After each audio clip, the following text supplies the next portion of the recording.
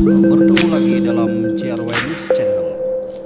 Sebelum itu jangan lupa subscribe, like, dan share.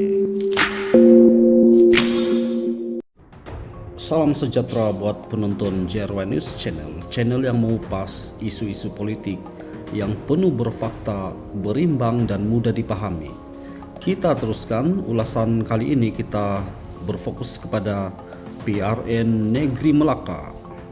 Baru-baru ini menurut media online Sinar Harian, Timbalan Presiden PAS Datuk Seri Tuan Ibrahim Tuan Man menegaskan bahwa seberang rundingan kerusi antara Perikatan Nasional dan Barisan Nasional tidak sepatutnya berlaku dalam suasana yang menganggap ada parti sebagai abang besar dan parti lain sebagai adik kecil.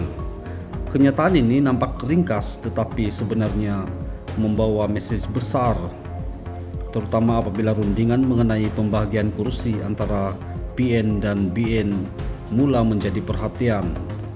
Menurut laporan Sinar Harian, Tuan Ibrahim menegaskan bahwa rundingan antara PN dan BN perlu dilakukan atas prinsip keikhlasan, kesamarataan, dan tanpa dominasi mana-mana pihak.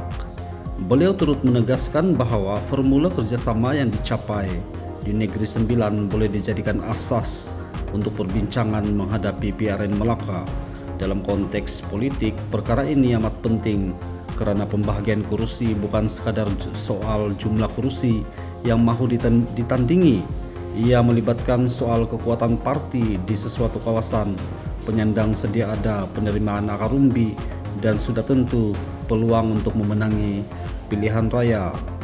Apa yang lebih menarik perhatian ialah pendirian BN yang dilaporkan mahu mempertahankan kesemua 21 kursi DUN yang dimenangi pada PRN Melaka terdahulu. Hasrat ini sebelum ini disuarakan oleh pengurusi Barisan Nasional Datuk Seri Dr. Jahid Hamidi berdasarkan pendirian Ketua Menteri Melaka merangkap pengurusi BN Negeri Datuk Seri Abdul Rauf. Dari sudut BN, tuntutan tersebut boleh dipahami karena mereka merupakan penyandang dan mempunyai rekod kemenangan di kursi-kursi berkenaan. Tetapi dari sudut PN pula, sudah tentu persoalannya ialah sejauh mana ruang boleh diberikan kepada parti-parti dalam gabungan mereka untuk bertanding dan mengembangkan pengaruh. Disinilah ungkapan abang besar dan adik kecil yang digunakan Tuan Ibrahim menjadi sangat menarik. Ia seolah-olah memberi isyarat bahwa dalam rundingan politik, saiz atau sejarah sebuah parti tidak seharusnya menjadi alasan untuk menentukan siapa mendapat lebih banyak kursi. Sebaliknya, setiap pihak perlu datang ke meja rundingan dengan sikap saling menghormati. Dalam politik pilihan raya, prinsip ini memang penting karena kerjasama hanya akan menjadi kukuh sekiranya setiap parti merasakan mereka mendapat manfaat dan tidak dipinggirkan. Namun begitu, persoalan yang lebih besar ialah sejauh mana prinsip tersebut boleh diterjemahkan dalam bentuk pembagian kursi yang sebenar.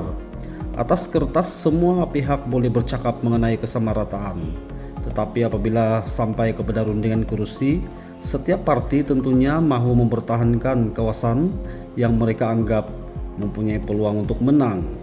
BN mahu mempertahankan kedudukan sebagai penyandang, manakala PN pula perlu melihat kawasan mana yang boleh menjadi medan terbaik untuk mereka. Dalam keadaan sebegini, kompromi politik menjadi perkara yang paling penting. Kita juga tidak boleh melihat isu ini semata-mata sebagai pertandingan antara BN dan PN. Faktor calon, kekuatan akar umbi, isu tempatan dan sentimen pengundi Melaka juga memainkan peranan yang besar. Dalam pilihan raya negeri, pengundi tidak semestinya membuat pilihan hanya berdasarkan logo parti.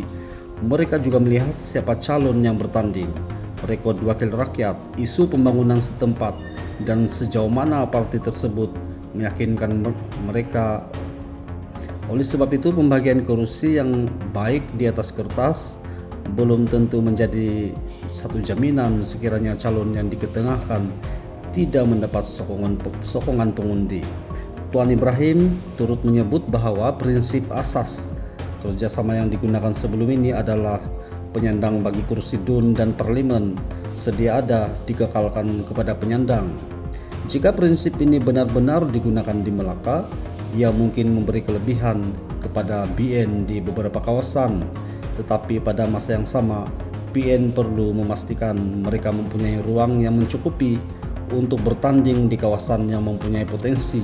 Maka rundingan sebenar nanti akan menjadi ujian kepada sejauh mana kedua-dua pihak mampu bertolak ansur.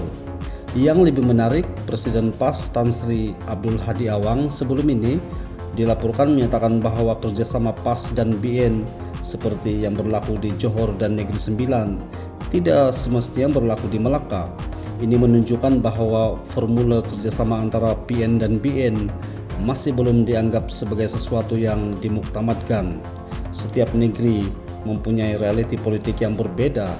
Formula yang berjaya di situ sudah tentu belum boleh dipastikan berjaya di tempat yang lain.